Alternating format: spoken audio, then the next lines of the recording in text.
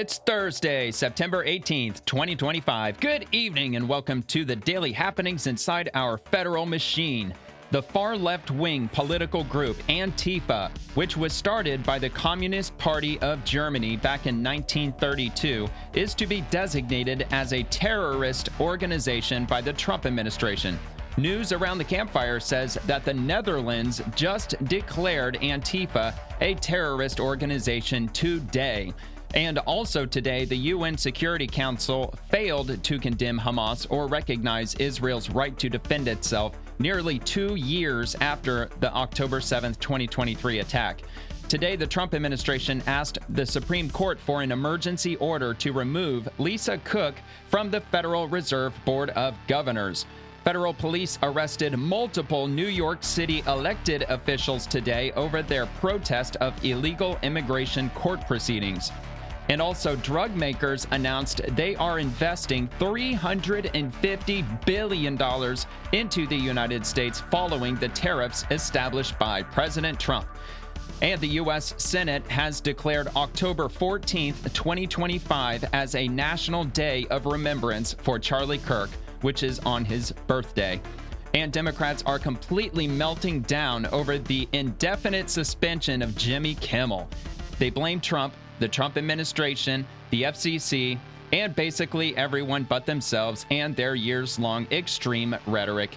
And there's lots more that happened today, so I'm just going to dive right in. And if you enjoyed the video, please give the video a like if you have a chance, and subscribe to the channel if you enjoy the daily updates. And I might just read your comment on the next episode if you decide to drop one. And by the way, pretty much everything on here is within the last 12 hours. All of it, as far as I know, it's all within the last 24 hours, everything that I'm going to be sharing in this episode. So I'm just going to head right in with Caroline Leavitt. Trump designates Antifa movement as a terrorist organization. And this is from newsmax.com. And let's size this up so you can read it if you happen to be watching this on your smartphone. Maybe you can follow along if you'd like to. All right, President Donald Trump on Wednesday announced he was designating the anti-fascist movement Antifa a major terrorist organization, a move that follows last week's assassination of conservative leader Charlie Kirk.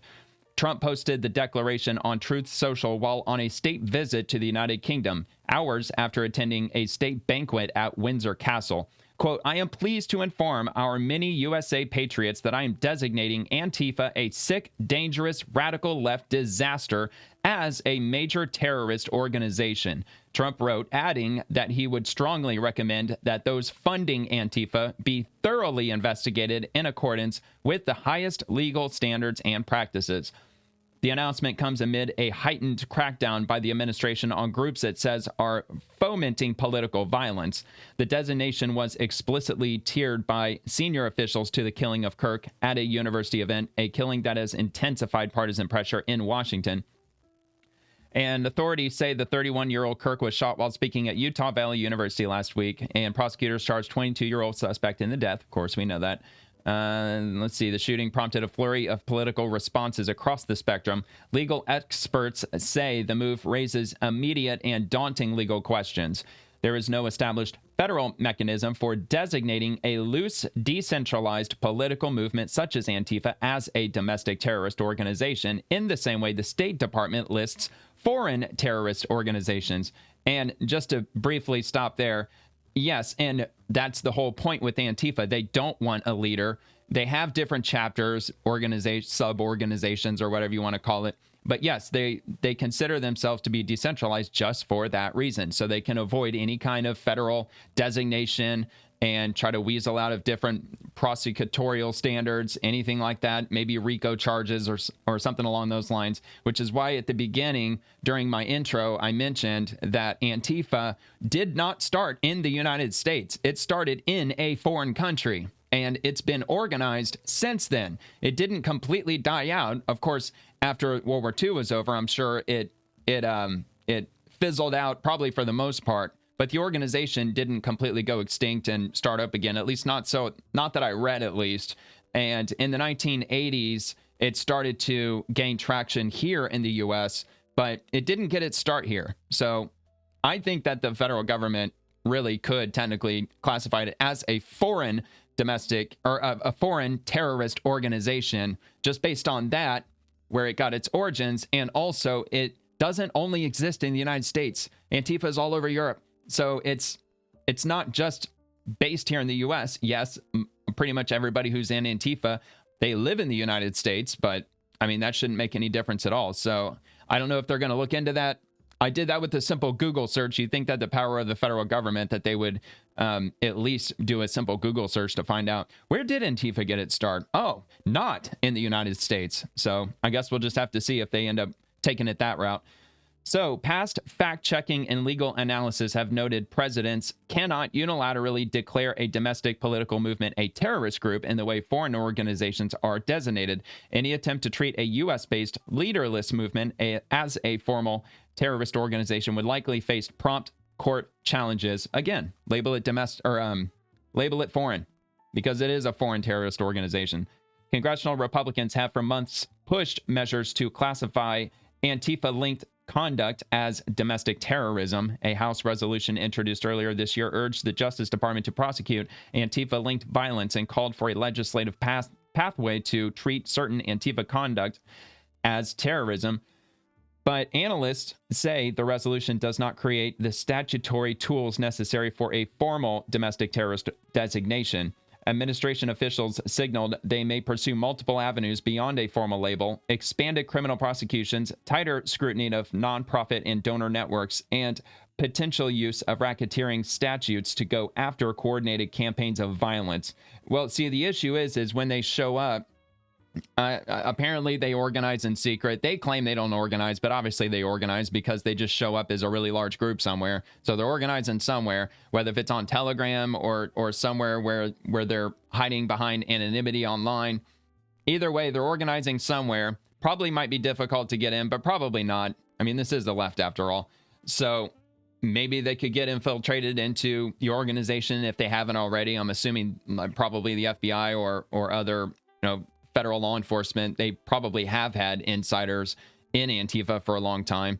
Can't really say that 100% for sure. But the problem with Antifa is that they all wear the same outfits, which is purposely done. They cover up their faces, purposely done, so they can't be identified on camera. And they, as a group, smash things, break things, terrorize, and it makes it impossible to charge any individual in a court of law. So I'm assuming they could charge the entire organization. That's probably where the whole RICO thing might come about. So I don't know if they are able to label it or designate it as a foreign terrorist organization. Well, then that gives the federal government a whole lot of power to absolutely destroy them. So I guess we'll just have to see. I'm sure there's going to be very plausible arguments stating that it's not a foreign terrorist organization, it's domestic. But look, man, if they've got chapters all over the world and they are operating all over Europe, how are they not a foreign terrorist organization? All you would really have to do is investigate them and just try to find one person who you can 100% definitively say, yes, this person is an Antifa, and they seem to be running the show because a lot of communications are going through this individual, and this individual is talking to other Antifa chapters overseas in the UK or even in France. All they need to do is just connect one individual to an Antifa organization overseas, and how would that not just be a solid foreign terrorist organization? I don't know. But if you know more on that subject, if you're some legal scholar or anything like that, if you feel like elaborating in the comments, I'd really appreciate it, because I only know what I read, and I haven't really read up on a whole lot of how the inner workings of the federal government and terrorism, how they go after it. Not so sure, but I know after 9/11, we gave the federal government a whole lot of power to go after terrorism. Remember that? That was the big federal government buzzword back then. Terrorism, them evildoers. So we'll just have to see, man. Civil liberties groups warn that such strategies risk sweeping up lawful protest activity that could chill protected speech. Could depend. If they throw one rock, round them all up. Maybe they might just take that approach. I do understand that. And a lot of people, ironically, a lot of conservatives will have a problem with that too. If they start rounding up people who didn't do anything, they're just simply protesting, making noise, doing whatever it is they're doing, as long as they're not committing any violence or destroying property, it might be kind of hard to sweep them up. I don't know. Maybe I'm not so sure that this has happened in any of our lifetimes. Probably not my lifetime. I mean, I was born in the 80s. So, I mean, in the 90s, 2000s, I don't think there was any major domestic terrorist organization that operated all over the country that the federal government decided to go after. I mean, nothing that I can think of. So anyway, dozens of liberal nonprofits have already pushed back, accusing the administration of trying to exploit the Kirk killing to criminalize dissent. The announcement is sure to deepen partisan divides. Yeah, I'm sure it will. It's just because the Democratic Party, they're in free fall. They're in heavy damage control. They refuse to own the fact that in which all Americans know who are paying attention, at least certainly the ones who live in big cities, that the vast majority of violence that's occurring politically is coming straight from the left. And the left exclusively vote Democrat. They sure as shit don't vote Republican, that's for sure, and that's common knowledge. So they can try to dance around that.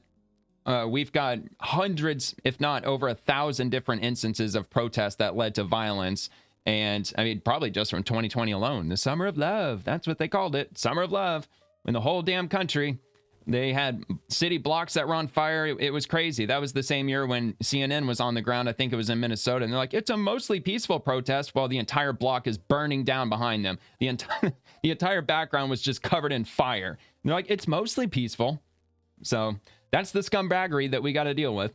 Anyway, supporters hailed the move as a necessary response to politically motivated violence. Opponents described it as an overreach that threatens constitutional protections. Legal scholars say a near-term showdown in federal court is likely if the administration follows through with sanctions, investigations of donors, or expanded criminal charges tied to loosely affiliated activists. Yes, so you do have to keep in mind these donors and people who are financially backing Antifa, they're most likely very powerful people. They probably know a hell of a lot of Democrats. They, of course, probably shake hands on a regular basis behind closed doors. So, you know, the swamp runs deep, man. It's not a shallow swamp. It's a deep swamp indeed. And the establishment, Big Brother, whatever you want to call it, it's a thing. And a lot of these donors are, I mean, I know the Soros group, they're up in the billions of dollars, and I'm sure there's quite a few other billionaires who quietly fund money to nonprofit organizations who fund this shell organization that's a nonprofit who funds this organization who funds Antifa.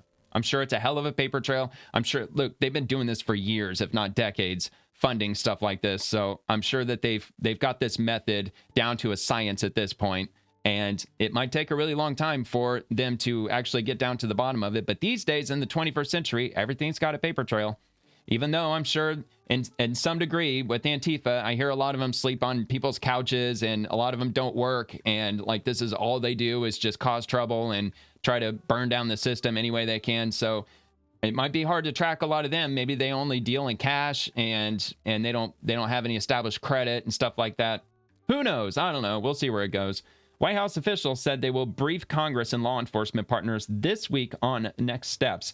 Analysts note that designations tied to domestic movements historically collide with First Amendment protections and the structural limits of executive authority, making the practical effect of the announcement uncertain unless backed by new legislation or narrow evidence-based prosecutions. Yes, if it's a domestic terrorist organization, that would be correct. But again, if they go the foreign terrorist organization route, which I think they would, or at least they could. I think they could, because it didn't start in the United States. Has no roots in the United States. It has its roots in Germany right before freaking World War II, when they were pushing back against Hitler's regime. So, all right. So anyway, that's all that we've got for this article. That'll be linked in the description. If there was anything I happened to skip over, I don't think I did. Looks like there was a quote here from Trump, or a link at least. You want to listen to the article? Here's a video here. Not so sure. Usually these videos don't really... They tend not to be related to the article, but sometimes they are. I don't know, but whatever. The link will be down in the description, newsmax.com. So moving on to the next one from RT. So every time I say RT, I always take it with a grain of salt. I didn't really see a whole lot outside of Caroline Leavitt and the White House with regard to the Antifa thing in the government, in federal government circles. The gray badges, you know, those gray badges. So that's about all I saw, and the White House had a couple of other ones. So I decided to look outside of the government just a little bit. Came across this from RT. Netherlands follows Trump's lead, declares Antifa a terrorist organization. Antifa leftists joined the ranks of Hamas and ISIS. Motion brought by Thierry Baudet's anti-establishment FVD party. And I can't read the language, so I'm just assuming what they're saying is true. I guess if you can read that, I don't know. I'm counting more red dots than green dots, so that kind of confuses me. So I don't know if the Netherlands, maybe they have like 4 or 5 political parties, and if only like a certain percentage vote green, then it's good to go. Not so sure. I don't know how their politics works. And RT was replying to this. We're going to do a big thing with respect to Antifa, a sick group. Trump's vowed to designate Antifa major terror organization. This is on Fox News. Do you believe that there is a vast terrorist movement in the United States that people need to be aware of? And is it responsible for Charlie Kirk's killing, for the attempts on your life, for these CEOs that we saw in New York City? Is there something people need to understand? You never know, and we'll find out maybe. But in the meantime, we're going to do a big thing with respect to Antifa. It's a sick group. I mean, very, very sick group. We have a lot of things. They love burning the American flag. I think it's terrible that they burn the American flag. We're going not illegal. And we're saying it incites riots, and therefore you go to jail for 1 year if you burn the American flag. That's different than Antifa, but Antifa burns a lot of American flags. I'm sure that's getting challenged in court. Because but he's got that executive order and got us on the American flag. The courts have ruled free speech, so we're going to go on an incitement of riots. I saw it the other day. I saw it the other day on your show. They have an American flag, and a guy starts burning incitement of riots. And the people went crazy. They certainly do that. And they ended up rioting all over the place. So we think that's a reason also. And we're going into the courts with that, which is incitement. Antifa causes tremendous incitement, and the things they say and the things they do are horrible. So we're going to find out. Yeah, the only problem that they're going to have is the ability to charge individuals. Now, if they do enough investigating, they probably could find direct evidence of individuals being members of Antifa. They might be able to tie that in. It's just going to be hard to prove, were they at this event on this exact day? However, if they're all carrying smartphones around, it may not be as hard to figure out as you might think. Just because they don't have their face on camera, they might be able to follow their movements through GPS. That's another possibility, too. I mean, it sounds like it would be a very complex and very drawn-out investigation because there's a whole bunch of them. There's a lot of Antifa members. However, the Department of Homeland Security, how much money they got? Like $300 or $350 billion in funding from the One Big Beautiful Bill. So they just got an enormous amount of money. So they've got plenty of funds to go after basically anybody they want, really. And I don't know, man. We'll just have to see legislation getting passed. That would certainly be something nice to see. I really doubt that. That's why I always get so frustrated with Republicans, because they basically do jack shit for the most part. They really don't do anything. It's really frustrating. I mean, Democrats are constantly trying to steamroll all kinds of shit through Congress, but Republicans are just constantly just acting like the speed bump. That's about all they're really doing. Not to say they're not doing anything. They are passing stuff. Of course, they're passing stuff. It's just, I don't know, man. I think you know what I'm talking about. Anyway, so we'll move on to the next topic. From America 250, to serve in the Air Force is to aim higher, encourage discipline, and sacrifice. Today, we honor 78 years of service and the people who made it possible. Drop an airplane to thank a service member. 78th anniversary of the U.S. Air Force. And my family, their Air Force, my grandfather was in the Air Force. He was stationed up in Greenland, like back in the 60s. And my dad was in the Air Force. And then my brother, he's been in the Air Force for, he's coming up on 20 years. I think he's been in for like 15 years or so. And he's one of the higher ups, man. Like he's doing stuff that he can't really talk about. And I'm not kidding. Like he really is. He spent some time in Washington. He was going to go to Japan. He wanted to, but they wanted him elsewhere. So he's going to go elsewhere. He's leaving the country again. He spent quite a bit of his time outside of the country in the Air Force. I tried to get in. They wouldn't let me in because I blew out my left ear when I was a kid, when I was a teenager. Long story, but it doesn't work. I'm stone deaf. So they're not going to let me in. And after the Air Force said no go, I tried the Navy, and the Navy said the same thing. And I was like, well, I don't think I'm really cut out for the Army, and I sure as hell am not cut out for the Marines. I mean, I know my limits. I mean, I just know that I could I survive? Yeah. Could I pass basic? If I busted my ass, sure, I could. I don't know. But it doesn't matter because the Army or the Marines wouldn't have taken me anyway. They really wouldn't. If you have absolutely no hearing in 1 year, you have, like, I have a 78% balance loss, which means, like, if the average person, if their balance is at 100 on a scale of 0 to 100, I would be at a 22 as far as the balance. I got constant vertigo. Every time I turn my head, like, the entire room shifts one direction. It's very hard to explain. I have no sound direction whatsoever. I have tinnitus. I've had tinnitus for over 20 years now. Constant ringing in my ear. So yeah, it comes with a whole bunch of different problems. And I think the sound direction would be the biggest problem. So if there's, like, I don't know, gunfire or somebody shouting at me, I have no clue where it's coming from. Which sucks, man, because I only got to see one movie in surround sound in my entire life, and it was the movie Twister. And it was right just after when surround sound started becoming a thing. I haven't seen any movie since 1996 or some shit that's surround sound. So I can only imagine how crazy the sound is in movie theaters these days. I'm sure it's just unreal. It's just something every day people just take advantage of. Just some things you really don't think about.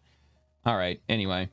So from Raw's alerts, breaking, watch as federal police arrested multiple NYC officials after attempting to obstruct immigration court proceedings in Manhattan and New York. Watch as, okay, yeah, we already said that. In Manhattan, by the way, the group linked arms, blocking streets and courthouse pathways while chanting, "We shall not be moved," during a sit-in. Federal police moved in quickly, dragged them out in handcuffs as onlookers gathered. At least 10 others were also taken into custody by federal agents during the standoff outside the immigration court. See, that just goes to show, New York City, your elected officials don't give a fuck about you. They don't care. They want the criminals to stay here, and they want the illegals to stay here because I think, my opinion, they're trying to create a serf class. They want all of these immigrants to almost certainly never have a chance to really ascend up to anything. They just want the cheap, the manual labor, and under-the-table wages. They have to live in probably, I don't know if deplorable conditions would probably be the right word, but they just want them to be constant, just flatline, low class all the time. Really what they want at the end of the day is just to get more Congress members into the House. And they're doing bullshit like this to try to get that in. Try to get those Congress members put in. And it's fucking ridiculous. They could have way better things to do than sitting around just obstructing immigration court hearings. It's fucking stupid. All right, let's give this a play. All right, here we go. Off the street, being led by a fascist president. A fascist president? How's he fascist, dude? You know, whenever you ask him that, like, what makes Trump a fascist? Well, he's a Nazi. All right, well, what makes him a Nazi? Him being a fascist. Okay, well, what's the whole fascist thing about? Him being a Nazi. It's the circular bullshit buzzword nonsense that they just keep doing. They can't give any examples. They can't because they got nothing, and they know they have nothing. Like she probably looks low IQ. I don't know, maybe a couple other ones are, but some of these Democrats are not idiots. They know exactly what they're doing. I mean, a lot of them are in their 40s and their 50s. They're not brain dead. They actually went to college back when college, you still got a fairly decent education back then. It's only like in the last 10 years where people go into college and they've just been turned into like brainwashing factories and teaching people the art of self-brainwashing, where if they start hearing anything that's related to any kind of conservatism topic, they plug their ears and run away immediately. So anyway, whatever. I am here to ensure that we protect all our fellow constituents. It is not illegal to be undocumented. Protect his constituents. They're illegal, dude. They're not legally supposed to be here. We shall not be moved.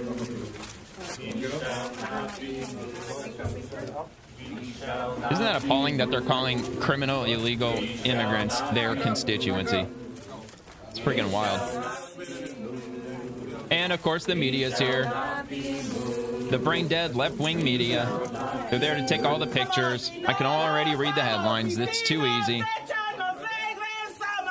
The horrific abuse, the deplorable abuse of our elected officials.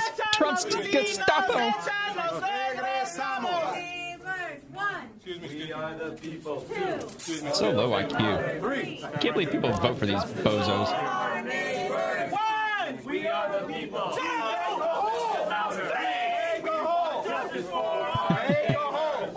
And you already know what's going to happen to these assholes. You already know that whatever judge they end up in front of, they're just going to cut them loose. No charges, no nothing, no bail, no nothing. Okay, you're free to go. And then they'll be back tomorrow. Rinse and repeat. I am so glad I don't live in New York. Oh my God. Oh, hell, in a blue state. Florida used to be a blue state, but not since I've been here. It turned red when I showed up.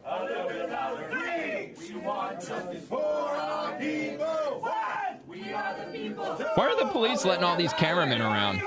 You think that they would be shoving them out of the hallway just for security or safety purposes? Because a lot of the cops are in on it. Because they have to take their marching orders from the mayor. Anytime press is around, you can't do a damn thing. On that side, please. On that side. A little bit louder. If you impede, you'll be placed under arrest. Now, if I was in there trying to film it, they'd be shoving me out of there real quick. They probably would arrest me, actually. 1, 2, 3. We want justice for our neighbors. 1. We are the people. 2. A little bit louder. 3. We want justice for our neighbors. 1. We are the people. 2. A little bit louder. You're on the wrong side of history, buddy. For our neighbors. What is it? 78% of Americans are in favor of mass deportations. And they're leaving by the droves. Already 2 million illegal immigrants have already left the country. So it's going to get to the point where they're only protecting like a few thousand immigrants, and that's not even nearly enough to make an extra member of Congress in the House anyway. So they're just doing this out of just pure retardation. We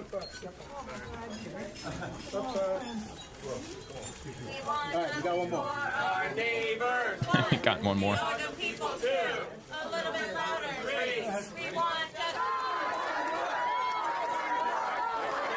Oh, so much fun.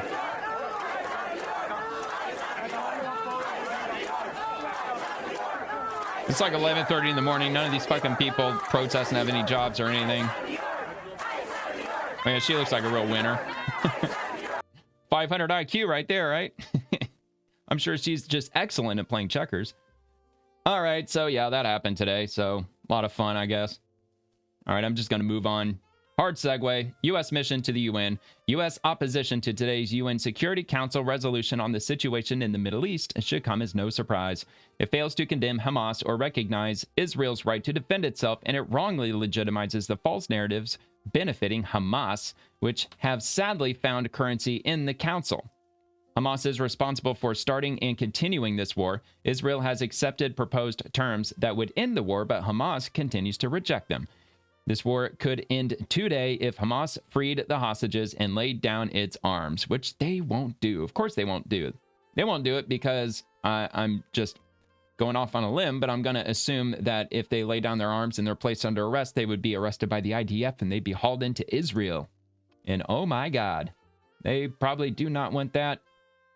They would be disappeared. No, they wouldn't be disappeared. I'm sure they'd be put through a process, but you know, I'm sure Israel's interrogation tactics probably differ just slightly from America's. I'd like to speak to a lawyer. No, I don't want to speak. And then, okay, all right. You'll have your day in court, sir. Let's put you back in your cell, give you 3 square meals a day.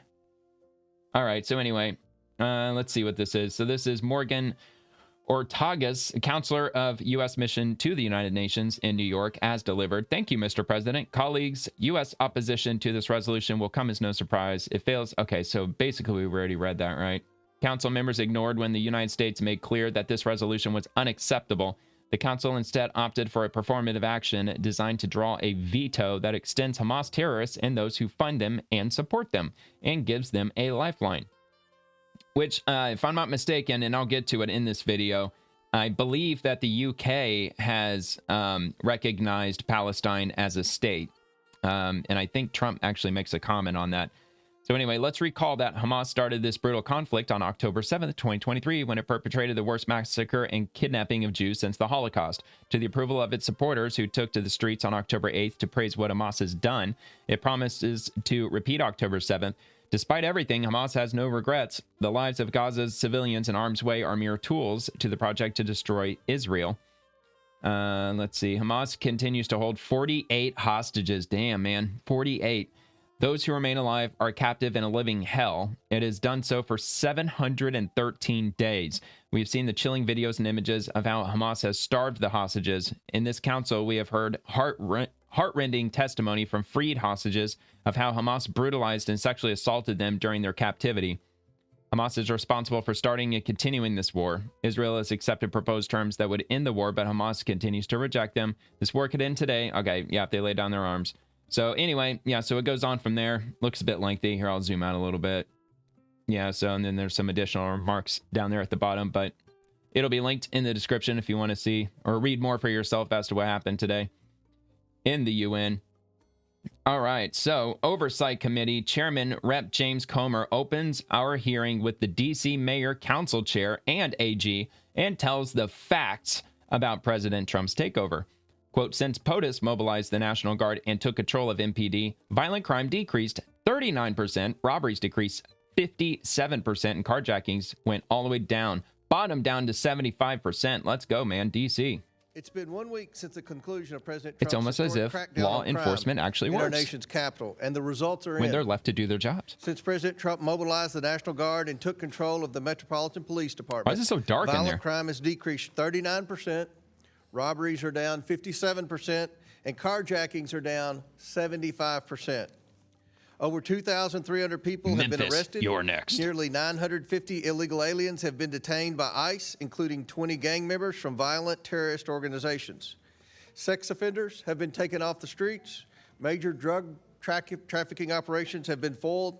Authorities thwarted a planned school shooting, cleared 50 illegal tent encampments, and rescued 7 missing children. What? President Trump's operation was a resounding success and a shining example of how smart on crime policies can keep the residents a lot more than 7 missing children in D.C. our nation's capital safe. God forbid, man. Prior to President Trump's crackdown on crime, Washington, D.C. was suffering from soaring crime rates as high as the violent 1990s. They're almost up to 3,000 arrests. According to 2024 data, Washington, D.C. has the second highest homicide rate, behind only to Detroit, among U.S. cities with under 1 million people. That rate is also higher than many capital cities across the globe. These high crime rates are largely driven by historically high rates of juvenile crime, which were enabled by ultra-progressive, soft-on-crime policies enacted by the D.C. Council and supported by the D.C. Attorney General. In 2018, the D.C. Council amended the Youth Rehabilitation Amendment Act of 1985, allowing for adults 24 years of age and under to be prosecuted as juveniles for many, even violent crimes, you can't make leading this to shit more up. lenient sentences. The D.C. Council also passed laws in recent years that lowered statutory penalties for violent crimes, eliminated mandatory minimum sentences for all crimes except first-degree murder. And just ask them why. Why did they do that? Why did they lower the statutory penalties for violent crimes? Why would they do that? So I guess so they can fudge their statistics. You know, whenever Democrats say that Washington, D.C. has the lowest crime rates that they've had in 30 years, that's in large part why. So they can fudge those statistics and make them appear much better than they actually are. And eliminated life sentences entirely. The D.C. Council recently passed laws that greatly hamper the ability of the Metropolitan Police to pursue and apprehend criminals. Officers cannot execute their duties as effectively, leaving morale, retention, and recruitment numbers at historic lows for the Metro Police Department. These actions send every signal to criminals, especially juveniles, that they can commit crimes in the district without accountability. D.C. residents overwhelmingly agree that juveniles who commit violent crimes should face sentences that are proportional to their crimes. Yet the D.C. Attorney General has far too often declined to prosecute juveniles who commit these crimes. And you know what? You'd have to ask yourself, why 24 years old that they're treated as a juvenile? Because if they're considered legally in the court of law, if they're considered a juvenile, how come they're allowed to purchase alcohol? They're allowed to get their driver's license. They're allowed to vote. They're allowed to enlist in the military. They're allowed to buy firearms. Well, I guess if they're criminals, they can't get firearms if they're felons. But gambling's another one. So why are they allowed to do all of these things if they're juveniles? legally juveniles in a court of law. That's what they consider them, fucking juveniles. Justifying his dangerous decisions by saying, quote, "We cannot prosecute our way out of this," end quote. And that quote, "Kids are kids," end quote. Recently, when oh my god, dude, tell that to fucking big pharma with ADHD. Well, kids will be kids. You know, they don't like they just sit. They can't sit still in the classroom, so they got to pump them full of freaking amphetamines and other fucking ADHD drugs. Or oh hell, I can't remember what the other, a Prozac or something like that. I don't know. Like, no, probably not Prozac. I don't know what the fuck I'm talking about. But a lot of kids, they're being fed pills from big pharma because they have attention deficit disorder or hyperactivity disorder. No, well, that's probably something that big pharma should be told, is that kids will be kids. Kids are hyper, especially boys. Boys have lots of energy because that's just nature. It's just the way it is. That's why girls tend to perform better in school than boys do generally, at least as far as like grade point averages and stuff like that, you know? At least I think. Juvenile crime in D.C. and the Youth Rehabilitation Amendment Act, the D.C. Attorney General said, and I quote again, "Our laws are working and the prosecution is working," end quote. Victims of violent crimes and their families might disagree with that assessment. I would think so. Congressional intern Eric Tarpinian-Jackum was viciously murdered in June while he was simply walking down the street, an innocent bystander caught in the crossfire. Two 17-year-olds were finally arrested just the other week for killing Eric, while a third suspect, an 18-year-old, is still at large. Yeah, I mentioned that on the show. The U.S. Attorney for D.C. revealed that all three of these vicious murders I don't think they got the third guy yet. Violent juvenile records. Of course they did. Had they been accountable, Eric's murder might have been prevented. Members of Congress and staff have been assaulted, carjacked, and have witnessed violent and traumatic criminal acts. One member of Congress was assaulted in her residence. Another was carjacked at gunpoint. Congressional staff have been victims of armed robbery and carjackings, threatened at knife point, assaulted at gunpoint while walking home, and stabbed in the head while leaving dinner. One of my former professional staff members for the Oversight Committee personally witnessed not one but two separate murders in the district during his tenure with us. One at a Navy Yard restaurant in 2022 and another at a metro station on his way into the office in 2023.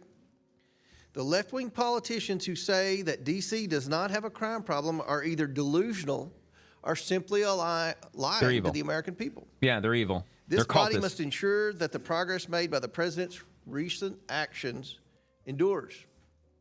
I'll tell you what, I think the movie The Dark Knight really got to the left's head. I think a lot of progressives and liberals, they watched that movie and they saw how the Joker behaved and how he brainwashes people, gets them out of like insane asylums and shit like that.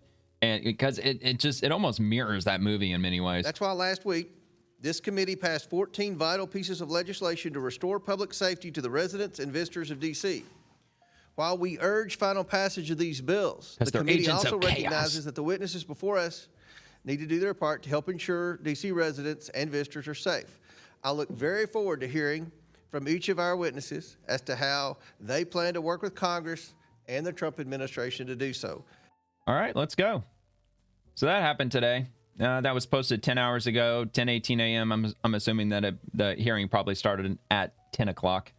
And this is from Newsmax. The Trump administration on Thursday, today, asked the Supreme Court for an emergency order to remove Lisa Cook from the Federal Reserve's Board of Governors. Now, I've brought this up a couple of times, not this story specifically, but she was asked, or no, she wasn't asked. She was ordered she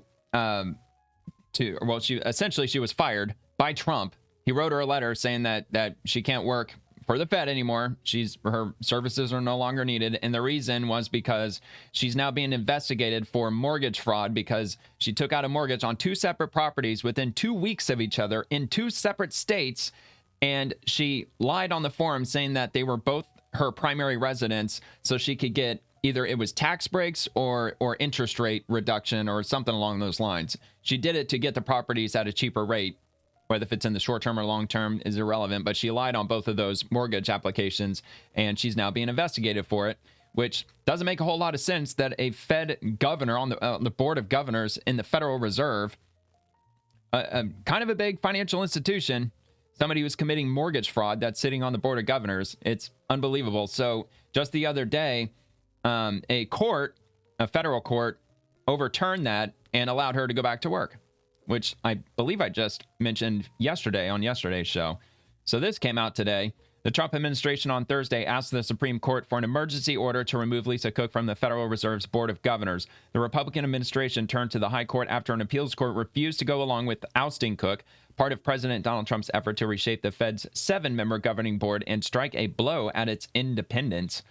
The White House campaign to unseat Cook marks an unprecedented bid to reshape the Fed board, which was designed to be largely independent from the day-to-day politics. No president has fired a sitting Fed governor in the agency's 112-year history. Cook, who was appointed to the Fed's board by President Biden, has said she won't leave her post and won't be bullied by Trump. One of her lawyers, Abbe Lowell, says she will continue to carry out her sworn duties as a Senate-confirmed board governor. Separate, Senate Republicans on Monday confirmed Stephen Miron, Trump's nominee, to an open spot on the Fed's board. Let's see. So Trump sought to fire Cook on August 25th, but a federal judge ruled last week that the removal probably was illegal and reinstated her to the Fed's board. Trump has accused Cook of mortgage fraud because she appeared to claim 2 properties in Michigan and Georgia as primary residences in July of 2021 before she joined the board. Such claims can lead to a lower mortgage rate and smaller down payment than if one of them was declared as a rental property or second home. Cook has denied any wrongdoing and has not been charged with the crime. According to documents obtained by the Associated Press, Cook did specify that her Atlanta condo would be a vacation home, according to a loan estimate she obtained in May of 21. And in a form seeking a security clearance, she described it as a second home. Well, that's lying. Well, I don't know, man. Second home, vacation home. Maybe that's not lying. Maybe that kind of does fall into the line of, I mean, I would actually consider that to be good enough if you call it a vacation home or a second home. Your vacation home is a second home, technically, if you own the home. I don't know. Anyway, both documents appear to undercut the Trump administration's claims of fraud. U.S. District Judge Gia Cobb ruled that the administration had not satisfied a legal requirement that Fed governors can only be fired for cause, which she said was limited to misconduct while in office. Cook did not join the Fed's board until 2022. However, though, if she lied on her mortgage forms, saying that they were both primary residences to get a lower mortgage rate, that's fraud, right? Or am I just crazy? I think that's fraud. That probably constitutes a felony. I would assume it would. I don't know. I read somewhere else, this was a few weeks ago, maybe even a month ago, that there was an investigation, or maybe they used the word probe. Either way, it appears that her mortgage applications are being looked into. So, all right. Cobb also held that Trump's firing would have deprived Cook of her due process or legal right to contest the firing. By a 2-to-1 vote, a panel of the Federal Appeals Court in Washington rejected the administration's request to let Cook's firing proceed. Trump's lawyers have argued that even if the conduct occurred before her time as governor, her alleged action indisputably calls into question Cook's trustworthiness and whether she can be a responsible steward of the interest rates and economy. I mean, look, if they knew about that during the Biden administration, that she lied on mortgage applications, do you think that they would have let her in anyway? Oh, you bet your ass they would have. You know, the whole DEI thing, she's a person of color and she's a woman, so it's double points, and that just has to be done. They just have to make that happen. Just like the Supreme Court justice, just like Biden's vice president. All right, anyway, Trump has previously won orders from the court's conservative majority to fire the presidentially appointed leaders of other independent federal agencies, including the National Labor Relations Board and the Federal Trade Commission, even as legal fights continue. Those firings have been at will with no cause given. The Supreme Court has distinguished the Federal Reserve from those other agencies, strongly suggesting that Trump can't act against Fed governors without cause. So there you go. Turns out it's a lot more difficult to purge those people out of the swamp, out of the establishment, than it would seem. So that's the thing that sucks about the federal government. Anytime they open up like a new department or an agency or something, you just know that there's going to be thousands of bureaucrats that are going to be added into the federal government system, and they're going to be damn near impossible to get rid of them.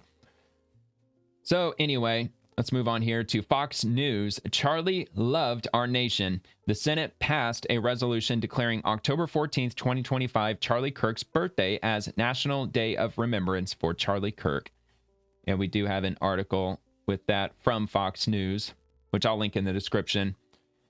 So they moved to declare conservative icon birthday as the National Day of Remembrance for Charlie Kirk. Let's see. This looks like a video related to it. The next, oh, maybe not. TPUSA receiving thousands of requests for new chapters. Okay, so that might be relating to something else. I did actually read also today that Charlie's wife, Erica, has been appointed, or she's going to assume the position of CEO and chairman of the board for TPUSA. I don't know what the process is, if she has to be appointed, or if it's by a vote, or if she just assumes the position, but whatever the case, whatever the case is, that's what she is now. She's now the CEO and chairman of the board for TPUSA. All right, so the U.S. Senate has passed a resolution declaring October 14th, 2025, the birthday of conservative commentator Charlie Kirk as the National Day of Remembrance for Charlie Kirk. The new resolution designates the day as an opportunity for Americans to reflect on Kirk's contributions to public debate and civic engagement. The resolution also recognizes Kirk for his contributions to civic education and public service and encourages educational institutions, civic organizations, and citizens across the United States to observe this day with appropriate programs, activities, prayers, and ceremonies that promote civic engagement and the principles of faith, liberty, and democracy that Charlie Kirk championed. I think that's a great idea. That should be a day when, like open debate, arguments, water cooler conversations, things like that. I mean, maybe we do, there's a day for everything. There's National Pizza Day. There's all kinds of stuff. So there might be like National Debate Day, National Civic Discourse Day, or whatever. But still, I think this is a great idea.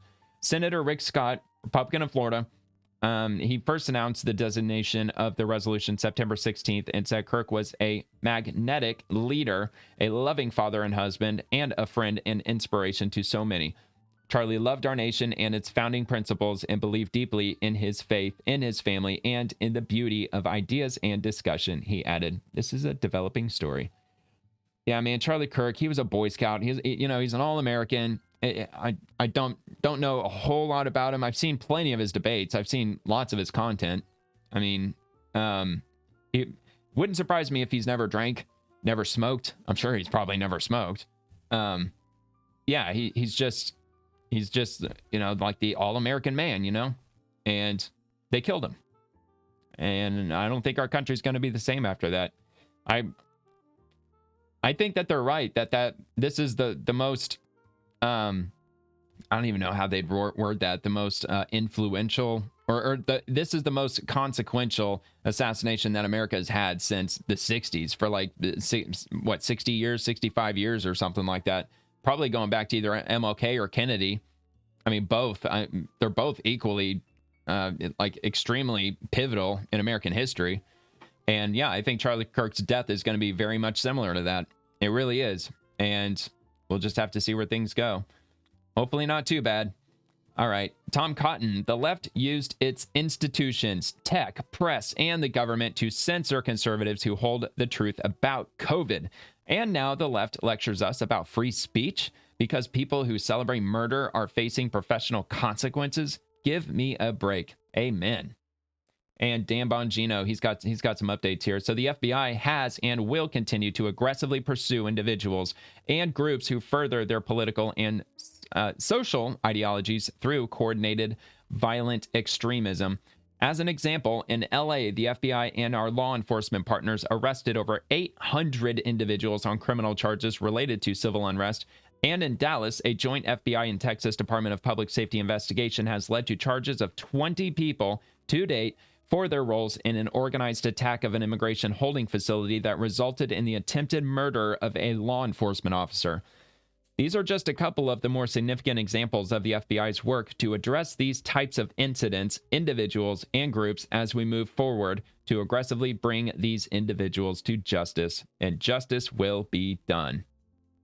All right. From Caroline Levitt, ICE arrests the worst of the worst criminal illegal alien pedos convicted of horrific crimes against children. So on YouTube, it should be what, PDF file?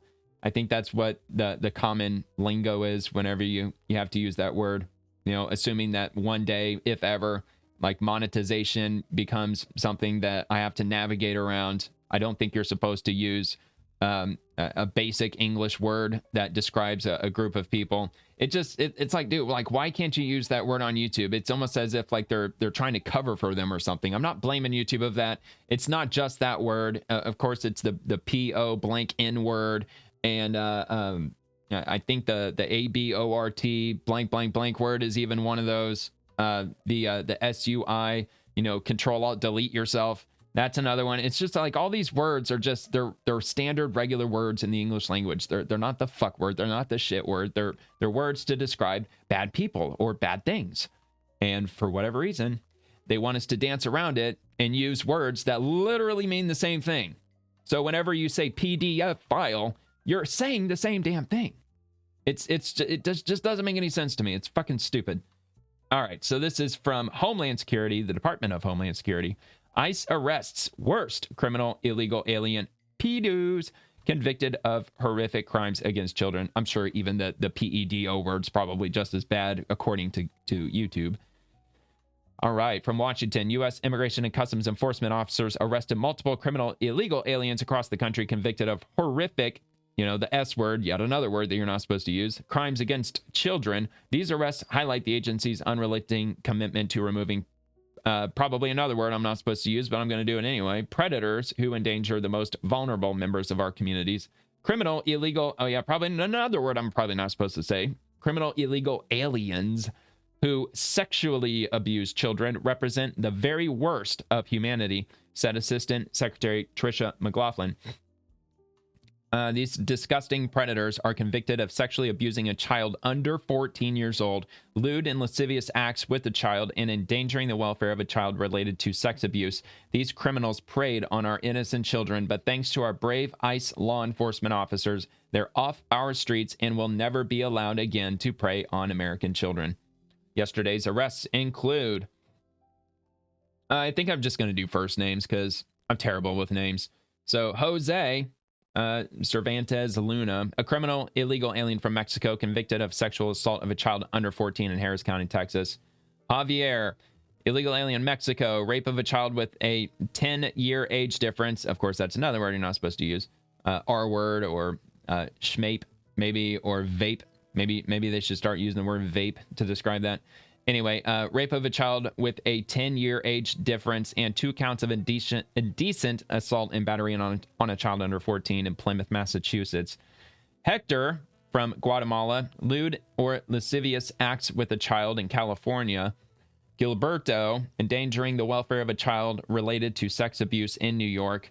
And Hermilo from Mexico, convicted of sexual battery in Franklin County, North Carolina. And this dude was from Guatemala. I don't think I said that.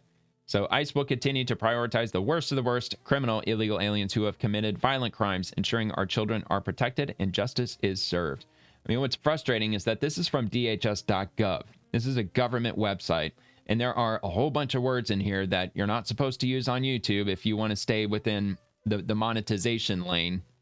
And I'm not denouncing YouTube or anything like that. I mean, if YouTube were to look at my history of being on YouTube, I'm on YouTube all day, every day. I absolutely love YouTube. There's just some things YouTube has done that's really irritated me, like shadow banning conservatives at some point in time, sometime probably between 2-3 years ago, all the way back to 10 years ago.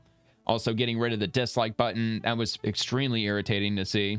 And of course, I think the reason for that is obvious because of mainstream media, and the like to dislike ratio was very consistent back when they got rid of the dislike button, and it made them look horrendous. And YouTube likes to put mainstream media up on the top of their trending page or the YouTube's main page, and they think it looks bad when all these videos that are being automatically recommended by the algorithm are getting more dislikes than likes. So, plus there's a lot of those companies. They have a lot of power, and they were able to, I suppose, convince YouTube to get rid of the dislike button, which is ridiculous. You can get an add-on, you can get a plugin for whatever browser you use to put it back. However, I don't think that it completely 100% accurately displays the exact number of dislikes. I believe it has an algorithm of its own that calculates just based on, I don't even know what it looks like, but it's supposed to give a pretty accurate number of dislikes.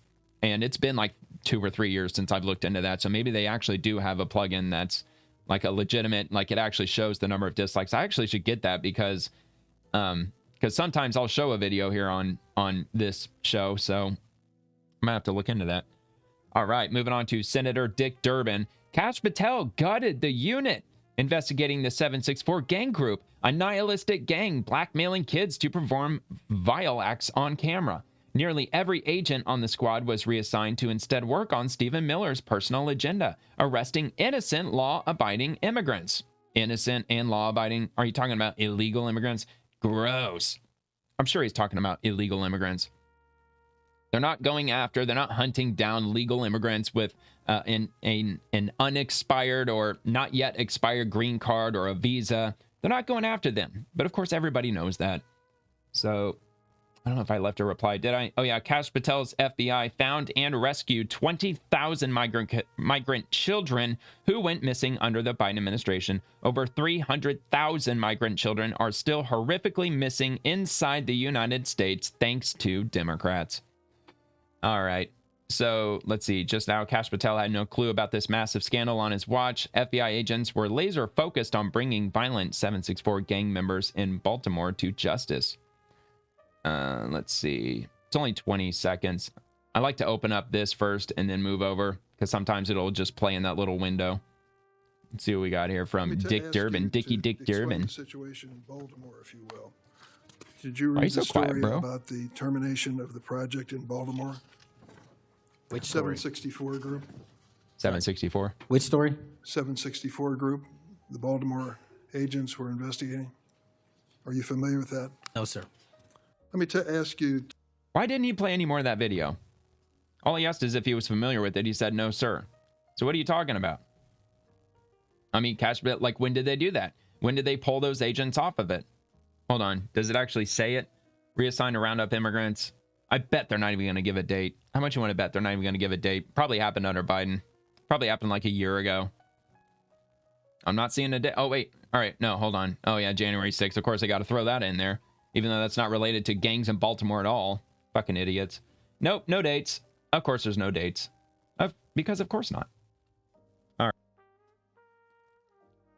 Anyway, move on to the next topic here from Spitfire. Rep Swalwell. My question... Okay, so this was Kash Patel's hearing the other day. It is more than 24 hours old, so I guess I lied at the very beginning. But I didn't catch the one with Eric Swalwell. So when I'm going through looking for stuff to put on each episode, I go through a long list of government posts that occur, of course, throughout the day. I've got several different lists that I look through. So, of course, I only have a limited amount of time to dig up everything. But I got a couple of bangers that I played yesterday. But I did miss the Rep Swalwell one, so I figured I would include that tonight. I haven't seen it yet. I decided to save it for right now. Anyway, it's a quote, so I'm just going to get straight to playing it. Hold on, let me turn this down because it might be a lot louder than Super Cricket Quiet Dickie Durbin. I will work it's audio visual capabilities. I'm going to borrow your terminology and call bullshit on your entire career in Congress. Holy shit! Right out the gate, dropping the bullshit word during a committee hearing. Oh my God! Been a disgrace to the Dude, I love Director Patel, man. You can reclaim your time all you want. Mr. Chairman, you're going to allow a witness to speak this way? Mr. Chairman, oh my God, dude. The gentleman has no time. Mr. Chairman, would you admonish the witness not to insult members? The gentleman has no time. Mr. Chairman, just committee will remember. Quick point of order. Is that Jim Jordan? Is he? Could the yeah, it is. Extend an additional 20 seconds to complete his thoughts since the witness decided to interrupt him continuously. And the witness will be able to respond if he wants. We'll make sure he has time to do that. My question is, will you, Director, recuse yourself, yes or no, from investigating or making decisions about the 60 individuals, including myself, that you identified as government gangsters? Yes or no? Time of the gentleman has expired. The witness may respond if he would like. He said no. The answer is no, as I heard. Correct. Okay. And then he said correct. From Wisconsin. The gentleman yields back. The gentleman from Wisconsin is recognized for 5 minutes. Oh, that was awesome. Thank you, Chairman. Thank you, that was Director awesome. Patel, for being here. Dude, and who was it? It wasn't it wasn't fuck, I'm trying to remember who it was. Was it Cory Booker? Yeah, I think it was Cory Booker who said that Donald Trump's going to end up throwing you out because he has a tendency to do that he never trusts the people around him or something along those lines. There is no way that Trump's going to get rid of Kash Patel. I would be shocked if he does. That would be extremely stupid if he did. I think if I were to ask Trump one question right now, I would ask him what his thoughts are with FBI Director Kash Patel. Give me your honest answer. How good of a job is he doing in your opinion? I bet he'd say he's doing a phenomenal job. He is not going anywhere. All right, so let's move on to Secretary Linda McMahon. Sending education back to the states is a recognition, a celebration of success on the state level. And in case you didn't know, she is the Secretary of the Federal Department of Education. Talk about a breath of fresh air. I don't know if any Secretary of Education has ever been this strongly in favor of the 10th Amendment when it comes to the education system. This is amazing. I doubt she has the power to dismantle it. She probably doesn't have that kind of power, but I'm sure she has plenty of power in her role. So anyway, I'm sure she's doing a fantastic job so far. So she goes on to say, the federal government is not giving up on education. We are recognizing the power of delegating educational authority to the states as the founders intended. Amen. Absolutely love it. All right, so we're going to move on to Hakeem Jeffries. So now we're going to get into the Jimmy Kimmel stuff. So this ought to be fun. House Democratic leadership statement on the suspension of Jimmy Kimmel. See if I can make this a little bigger. Yeah, a little bit bigger. All right, statement by Leader Jeffries, Whip Clark, Chair Aguilar, Vice Chair Liu, Assistant Leader Neguse, and DCCC Chair Delbene on the suspension of Jimmy Kimmel. Brendan Carr, the so-called chairman of the Federal Communications Commission, so-called, is he the chairman or not chairman, has engaged in the corrupt abuse of power. Well, please do tell. I don't see a second page here, so you can elaborate on that. He has disgraced the office he holds by bullying ABC, again, no context, the employer of Jimmy Kimmel, and forcing the company to bend the knee to the Trump administration. FCC Chair Brendan Carr should resign immediately. I mean, give us explicit examples. Donald Trump and the Republican Party's war on the First Amendment is blatantly inconsistent with American values, which, by the way, I believe it was Disney who got rid of Jimmy Kimmel or suspended him indefinitely. Did you notice how they didn't use the word fire? So he's not actually fired. Media companies, such as the one that suspended Mr. Kimmel, have a lot to explain. So why are you throwing Trump's name out there? Trump wasn't one who did it. It was the media company. And, well, okay, so it wasn't just Disney. It was Disney, and what was the other one? ABC, I think. All right, anyway, the censoring of artists and cancellation of shows is an act of cowardice. It may also be part of a corrupt pay-to-play scheme. House Democrats will make sure the American people learn the truth, even if that requires the relentless unleashing of congressional subpoena power. This will not be forgotten. Dude, we will officially enter clown world if they start issuing subpoenas because their ass hurt that fucking Jimmy Kimmel was pulled off the air. Give me a fucking break, dude. It's an entertainment show. They're making it sound like that Jimmy Kimmel strictly falls under like freedom of the press. He's not a member of the fucking press, dude. He's a clown. He's an entertainment jester. That's what he is. That's what he does. They pay him millions of dollars to be a funny man. That's it. I know they want to give him a lot more power than he actually has, but at the end of the day, that's all he is. Nothing more. All right, Rapid Response 47, Brendan Carr, FCC. We're on a cable show right now. You don't have an FCC license and an obligation to serve the public interest. Podcasts don't either. Jimmy Kimmel is free to do that, but if you have a broadcast TV license, it comes with an obligation to serve the public interest. They didn't put that in quotes, so I felt I should probably read it just in case he doesn't go over that statement exactly on here. Again, broadcast TV is different. We're on a cable show right now. You don't have an FCC license. So he does. You don't have an obligation to serve the public interest. Podcasts don't either. Stand-up comedians, whether they're on lots of forms of communications, don't. And Kimmel is free to do that. But if you have a broadcast TV license, that means that you have something that very few people have. And you're excluding other people from having access to that valuable public resource. And it comes with an obligation to serve the public interest. And again, over the years, there's been a rule in place at the FCC that local TV stations get to preempt programming that they don't think meets the needs of their communities. But recently, these national programmers, ABC, Disney, Comcast, NBC, they've been exercising outsized control and power over those local TV stations, and there's been no pushback. And this is a very significant moment because local broadcasters are now pushing back on national programmers for the first time that I can think of in modern history. And that's one of the things we want at the FCC. We want to empower local broadcasters that have the public interest obligation to push back on national programmers so that people have more choice. The Democrats are losing power and influence. They see it, just one domino falling after the next. That's why this thing was so, like, just unhinged, because they're losing power one by one. And it seems to be happening at a faster pace, and it's awesome. I mean, look at the Second Amendment, just for instance, back in 2010, 2011, and prior to that, New Hampshire, I think it was New Hampshire, was the only state that was a constitutional carry state that you didn't have to get the government's permission to carry a firearm. Right now, last I counted, we're at 26 states, the majority of the country. You can carry a firearm anywhere you want, and you don't have to have the government's permission to do so. I think that is absolutely amazing, because just showing all of these mass shootings, which 95% of them are in gun-free zones, and a lot of them are family related and other things of that nature. Just a small amount are school shootings specifically, even though they are happening. Those are in gun-free zones. Of course they are.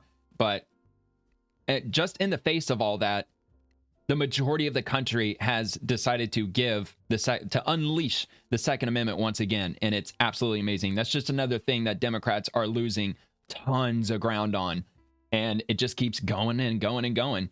But at what cost, though? With regard to this, it's too great a cost.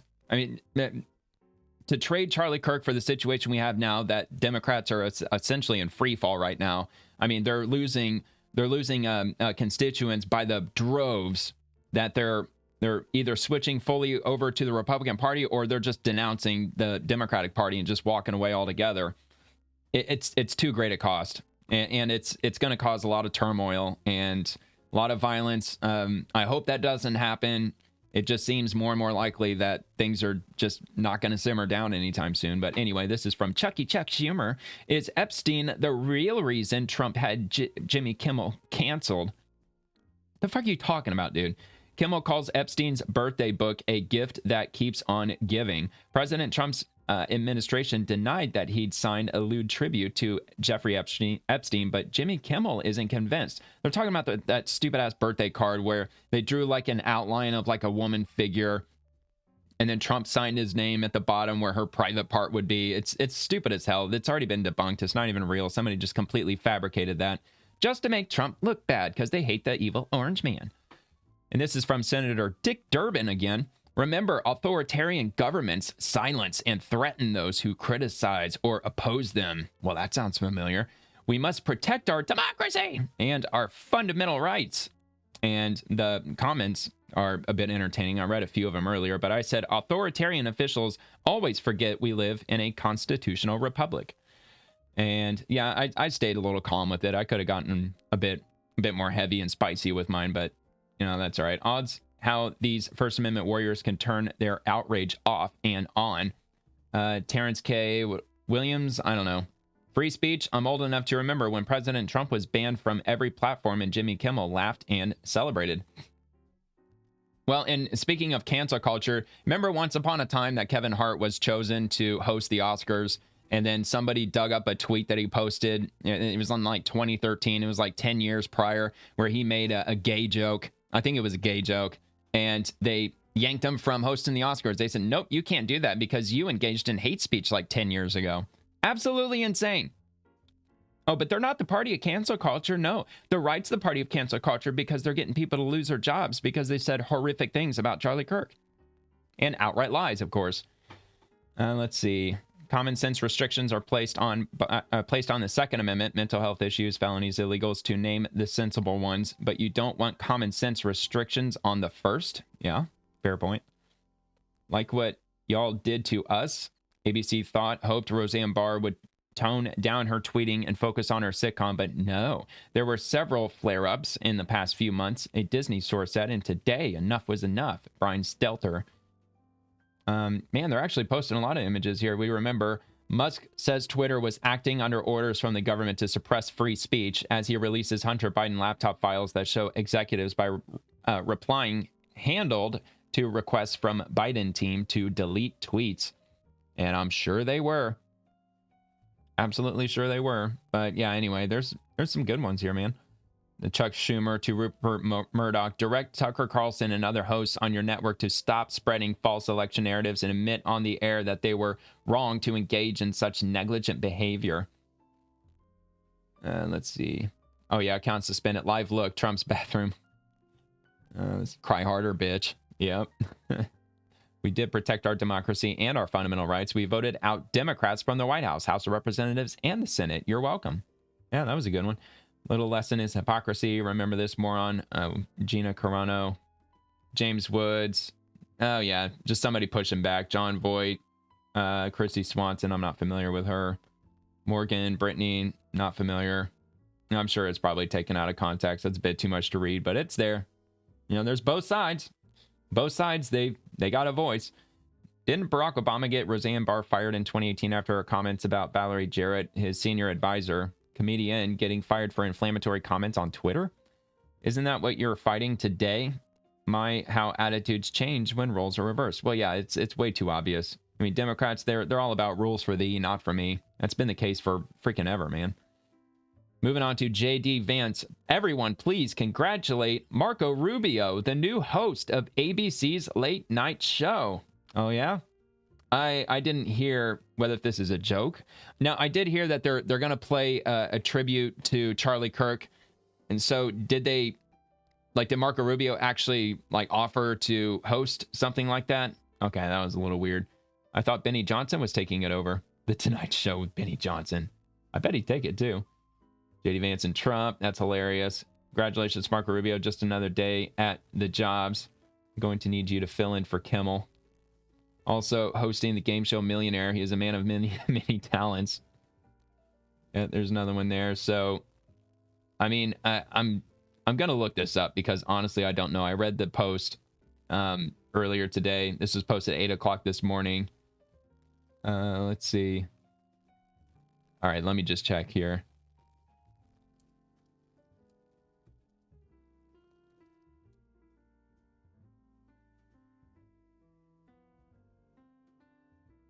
I'm sure it'll tell me something. I don't know if it'll be completely accurate. Jokingly posted on X that Marco Rubio would replace Jimmy Kimmel. Okay, there you go. ABC's Late Night Show. So yeah, it was a joke. He was just joking. Rubio, a Secretary of State with multiple roles, has no confirmed hosting gig. Now, the reason why I wanted to look it up was because I did hear about them doing a tribute to Charlie Kirk in place of Jimmy Kimmel. I suppose the next time he's on, whether that's tonight.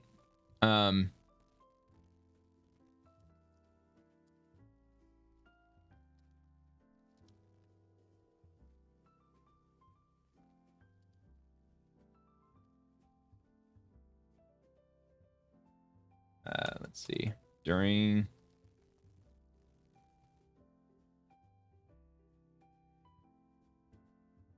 Yeah, I can't type for shit tonight. That's what I heard. I don't know if they confirmed. Yes, Sinclair Broadcast Group announced that its ABC affiliates will air a Charlie Kirk tribute special during Jimmy Kimmel's usual time slot on Friday. So it's tomorrow. I was about to say it was probably tonight, but it's tomorrow, September 19th, 2025, following Kimmel's suspension over controversial comments about Kirk's assassination. There you have it. So we'll go ahead and move on to the next thing here. And that's going to be moving to the president's UK visit. Rapid Response 47. It's a quote. So again, as usual, just going to go ahead and play it. We'll hear it from the big man himself. Mr. Starmer, Melania and I are tremendously thankful for the wonderful hospitality that you and Lady Starmer have extended today at Chequers. Quite the place, I must say, quite the place. And we're grateful beyond words for the spectacular honor of the state visit yesterday at Windsor Castle, hosted by His Majesty King Charles III and Her Majesty Queen Camilla. These are two fantastic people.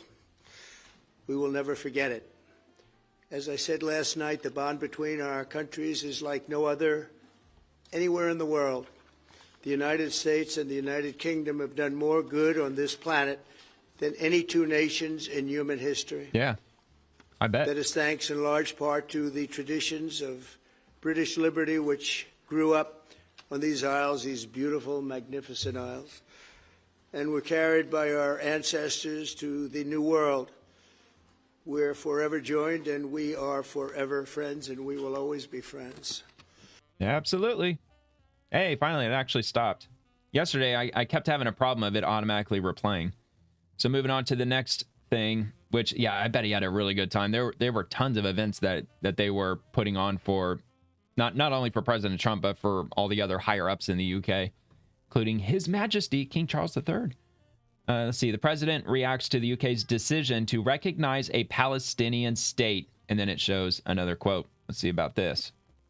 We have to remember October 7th, one of the worst, most violent days in the history of the world. It's kind of awkward standing right next to him. The world. And I got to see the tapes, and I wish I didn't see them, actually.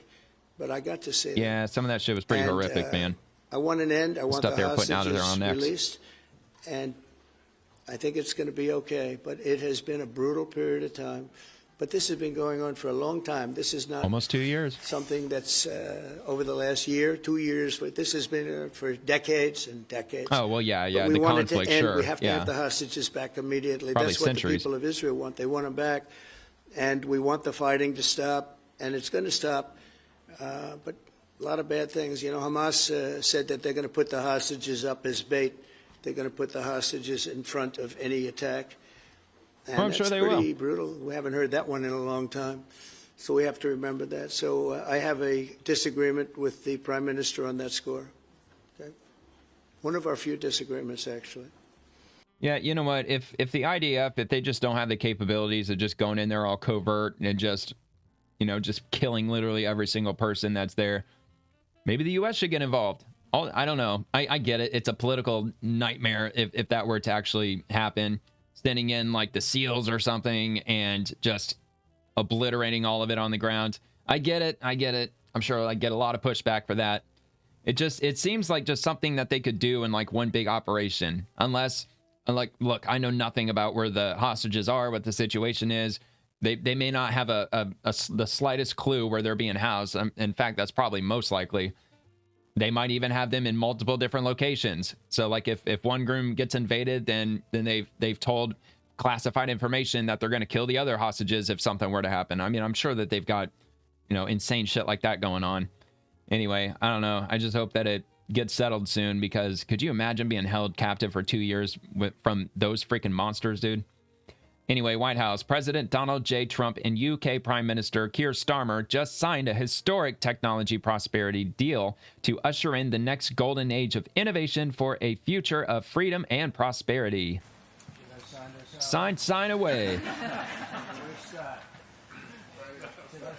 Are you sure, Scott? A little loud. The deal's no good. I'm blaming you, Scott. Keep your eyes on your own paper, Mr. President.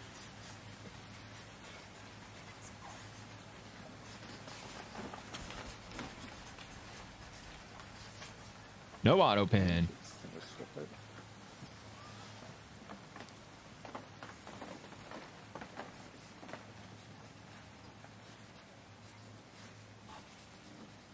I don't think I have more details on this. I might. Okay, hold that up. Let's see what's next.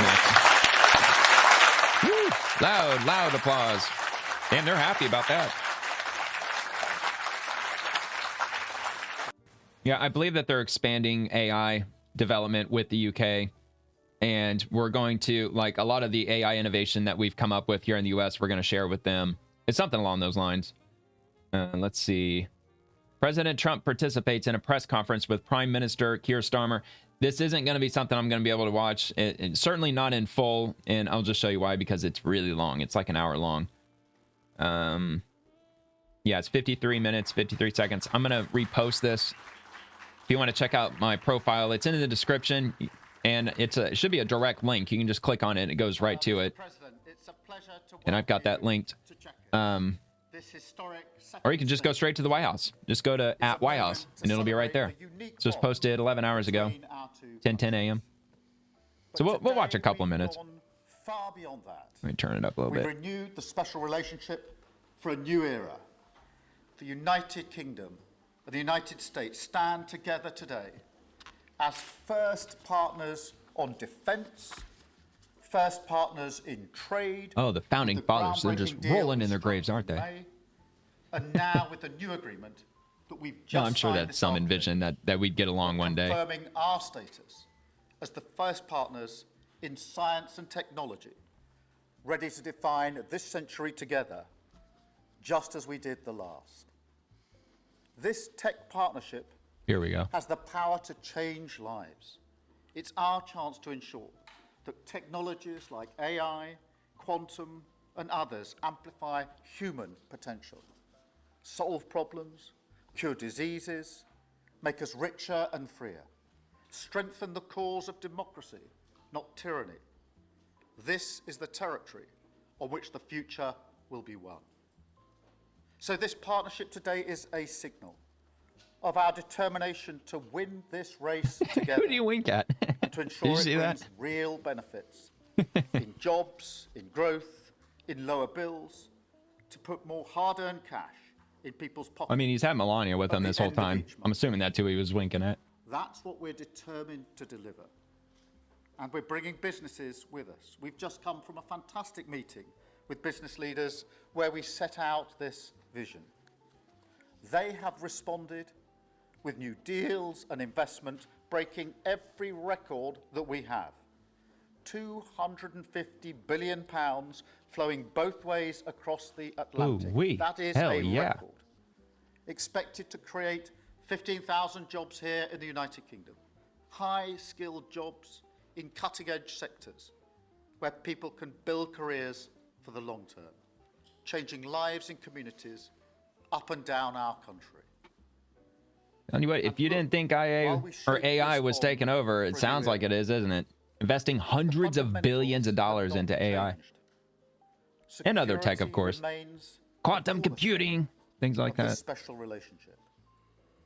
We have the deepest, most advanced defense relationship in the world. Our warriors train together and they fight together. Our industries build together. Everything from fast jets to the new AUKUS-class submarines. So now, as we drive up defense spending, we're going to sweep away the barriers to working together on new defense technologies so we can stay ahead of our adversaries. We united in defense. I'll just go ahead and cut it there, but I did repost it. If you want to check that out, it'll be down there in my profile, or just go to the White House, as I said. And this is Rapid Response 47. The President and First Lady are officially wheels up from the UK, putting a wrap on their unprecedented second state visit to the country. Just them hopping.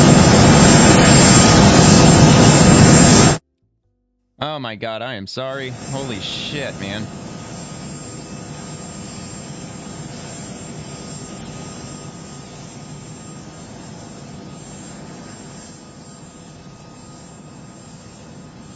Good grief, dude. I'm gonna see if I can try to cut that out. I'll take a look and see if I can cut out that clip from the video. That was fucking crazy. Oh my God, dude. Freaking sound, man. It's just like, I try to stay on top of that to try to keep it as even as I can.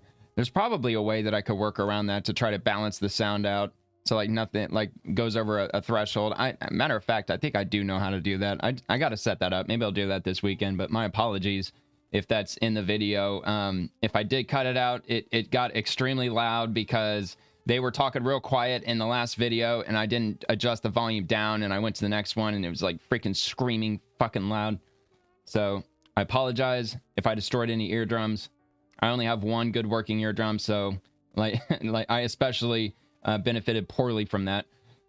All right, so let's move on to Congresswoman Julie Fenderchak. H.R. 3062 passed with a bipartisan vote. By passing my bill, House GOP has taken a critical step to end years of regulatory uncertainty and bipartisan games that have delayed energy infrastructure projects, crushed good-paying jobs, and undermined America's energy security. And I don't believe that's a video. No, it's just an image. So there's 217 yays, and only 7 Democrats voted yes. None of the Republicans voted nay, but damn near all the Democrats did, of course, because we're hyper-polarized these days. And also from Brian Babin, House GOP just passed H.R. 1047, the Grid Power Act. This bill lowers electricity costs and ensures a reliable grid by cutting red tape and expediting dispatchable generation projects. Affordable, reliable, and American. So I'm sure that they're talking about those modular nuclear reactors that they're building in Tennessee. And they're going to reach a point where they're going to be assembly line style manufacturing these small modular nuclear reactors, and I just think that's absolutely amazing. And I know that they're going to be sending some over to the UK. And here, let me just check something here. All right. Okay, yeah, so that was part of Trump's meeting in the UK. They're shipping some of those small modular nuclear reactors over to the UK. Not now, it's going to take a few years. They're going to set up a bunch here in the US to start with, but each one is supposed to power like thousands of homes. I think at first they're not going to power any homes, nothing residential, but they're going to provide a lot of power for this AI industry that they're building up. But down the road, it's going to affect residential. But either way, if they're going to build these small modular nuclear reactors for these AI industries, it's, you know, if anything, it might even cut down on our electrical bills if there's existing companies already, tech companies that are using electricity from the general grid. So maybe that might alleviate some of our electrical costs. But once they start building these small modular reactors, I'm sure probably still expensive to produce, but if they get them to the point where they're mass producing them, we might actually see our electricity go down, hopefully substantially. That'd be freaking amazing. And Caroline Levitt, once again, drug makers have pledged to invest $350 billion in the United States after tariff threat. And this is from WSJ. What is that? Wall Street Journal. Drug makers have pledged to invest $350 billion. That is a shitload of money. Just more and more and more money getting dumped into the U.S. It is awesome. Don't you love to see it? It almost actually, here, I think I left a comment to this. Let me see if I left it so I don't try to repeat it. Yeah, it seems as though American-based companies always wanted to stay home, but they were pushed overseas by policies that were just too enticing. I don't know. Maybe not. Just a quick passing opinion when I was reading this. All right, so drug makers, they've pledged to invest $350 billion. We already know that. GSK and Eli Lilly are the latest to unveil plans to add to manufacturing and increase other operations in America. And they paywalled my ass. Fucking shit, dude. As I've done this a few times already, I will attempt to see if it will. I don't think it will. I think I've already tried this a few times with the Wall Street Journal, and it won't. It won't let me, will it? No, it won't. Damn it. Damn it. Damn it. It happens. Maybe down the line, if if this show goes anywhere in the future, maybe I might subscribe to it. But as of right now, nah, I can't afford to do all that. Plus, I don't want to give them money. Are you crazy? All right, so moving on to Dr. Roger Marshall. Secretary Kennedy is not an anti-vaxxer, but he doesn't believe that every person needs every vaccine. Dr. Monarez wants every child in America to get 76 jabs. That doesn't work for the American people. I think the real reason she's fired is that philosophically she wanted to go in a different direction than Secretary Kennedy. Look, Secretary Kennedy is not an anti-vaxxer, but he doesn't believe that every person needs every vaccine. But Dr. Monarez, as I listened to her today, is that she believes every person needs every vaccine, that every child needs all 76 jabs. And I think that's where the break is. It's more of a philosophical look at things beyond the who said, he said, who said what. I think the real reason. It's all about the money, man. It's all about Big Pharma. Big Pharma's in their pockets. They got lobbyists. And they want every single person to get one because it costs money to deliver every single vaccine to every single person. That's what it's all about. It's all about money. It's as simple as that. All right, Homeland Security. Every child placed in a smuggler's hands is a life placed in danger. To these criminals, vulnerable children as nothing more than currency, a means to turn human lives into profit. Under the Biden administration, over 450,000 unaccompanied migrant children went missing in the United States, many of them victims of human and sex trafficking. DHS is leading efforts to conduct welfare checks on these children to ensure they are safe and not being exploited. Let's take a look at this. Hi, John. Yeah, we have reported countless times on the hundreds of thousands of unaccompanied children who crossed the border during the Biden administration, and then they were released to unvetted sponsors. Well, in this case, the smugglers went right through the Border Patrol checkpoints, pretended to be the parents, and also sedated the children. 2 U.S. citizens here and 2 Mexican nationals. Oh, my God, dude. Imagine the hundreds or even thousands of instances where they did that. Sedated children to sneak them into the country, and God knows where they went. The count that I heard was over 400,000. Like down here in the marquee, it says as of May 2024, 291,000 unaccompanied migrant. I'm assuming it's going to say children. Who are still wanted are charged right now in this smuggling scheme. Officials say... Okay, haven't received a notice to appear. Okay, never mind. That's not related to this, but all right, I'll just continue. That they smuggled children as young as 5 to 13 years old from Juarez, Mexico into the U.S. between May 2024 and October 2024. Pictures from court documents show the suspects at Border Patrol checkpoints posing as the children's parents by showing fake U.S. documents. The smugglers are accused of using gummies laced with marijuana to sedate these children. Unbelievable. In at least one case, a child was sent to the hospital. We've seen everything from Benadryl to now these gummies being used to be able to sedate the children. And that way they're less likely to answer questions or oh my God, provide dude. anything that's going to be inconsistent or contrary to what the smuggler's saying. Court documents include text messages to the suspect translated to English. Quote, "Young lady, are you working today? I have a boy 7 and 8. They are small." Another text says, Good quote, grief. "Also, Fanny, I have 2 little girls ages 4 and 5. Proof of life pictures of some of the children were found on the suspect's phones. Special Agent Stevens says the parents trust the smugglers to deliver their children to family members in the U.S. despite the significant risks. Yeah, and how do we know that the majority of them were delivered to parents and not trafficked to God knows where? And look, if you're a fellow parent, this would infuriate you. Yeah, I mean, if you're a parent, you just can't help but just think about your own kids, and your mind starts to go crazy, and it's fucking terrifying, dude. Just the amount of the hundreds of thousands of children that they still don't know where they are, and the 20,000 give or take that they found, they've already found instances of deplorable conditions and horrific crimes that are being committed against them. A lot of them, and it's terrifying, man. All right. Anyway, moving on. Another hard segue. BLS labor statistics. Consumer prices up 2.9% from August 2024 to August of 2025. So, yeah, still going up. It's going up. It's elevated. That's the word they like to use. Well, it's still a little bit elevated. So, not as bad as it was, but it's still not good. You know, almost 3%. Anyway, I still have faith in the Trump administration. We'll see where they go with it, but I think a lot of it has to do with the Federal Reserve, though, doesn't it? With them setting like interest rates and stuff like that. I think that's tied into it some way, shape, or form. All right, from the U.S. Department of State, INL. And let's see, the state INL advises POTUS, Secretary of State, and USG on policies, programs to combat international narcotics and crime.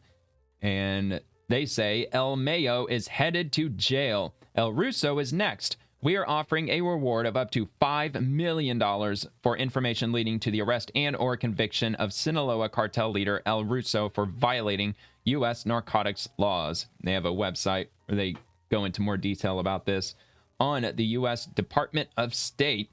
Today, the Department of State's Bureau of International Narcotics and Law Enforcement Affairs is announcing a reward offer of up to $5 million under the Narcotics Rewards Program for information leading to the arrest and or conviction of Sinaloa cartel leader Juan Jose Ponce Felix, a.k.a. Jesus Alexandro Sanchez Felix, and El Russo for violating U.S. narcotics laws. I think it'd be poetic if they took, because you know that they've confiscated lots of cash, laundering cash from the Sinaloa cartel. I think it'd be kind of poetic if they took $5 million in hard cash and they gave that to whoever turns them in. If that ever happens, I'm not sure if he's going to get turned in. I assume it's not going to be exactly easy if he's the head of the Sinaloa cartel, but I mean, it's $5 million. That's retirement money at any age if you live below your means. Anyway, according to the DEA and FBI, Ponce Felix is the founder and leader of Los Rusos, a primary armed wing of La Maíza. La Maíza is a powerful faction of the Sinaloa cartel, a designated foreign terrorist organization co-founded and led by Ismael Zambada Garcia El Mayo. The cartel's La Maíza faction manages the production and trafficking of fentanyl, cocaine, marijuana, heroin, and methamphetamine from northwest Mexico into the U.S. Over the past decade, Ponce Felix has been indicted several times in the central and southern districts of California on racketeering, drug trafficking, firearms, and money laundering charges. So that is the update. $5 million. That is a lot of money, man. A lot of money. And finally, the last thing I got from the Department of War. Ever see a submarine get hollowed out? It happens daily as part of the recycling program at Puget Sound Naval Shipyard in IMF in Bremerton, Washington. Learn about the disposal of decommissioned nuclear vessels and how it contributes to force readiness. Check this out. So what we do here is we take 2 submarines from Mooring Alpha. Finally, some good quality, man. Storage, and then we basically hollow them out. Our goal is to remove about 1.2 to 1.5 million pounds of structural, metal, cabling. And what we do is we make these submarines light enough and processed enough so that they can actually fit into Dry Dock 3 here behind us. So basically it's about an 11-month, 12-month process of labor-intensive recycling. This is the only place that we do this in the entire corporate shipyard process of dismantling submarines. So right now we're removing foundations as well as doing cutouts, deck cuts, tank top removals. That's pretty much the general idea of what we're doing right now, is just a lot of foundational work. So here on the pier, we got about 150 people total on both projects. We have lifting and handling, code 740. Our main partners are Shop 75, the dismantlers.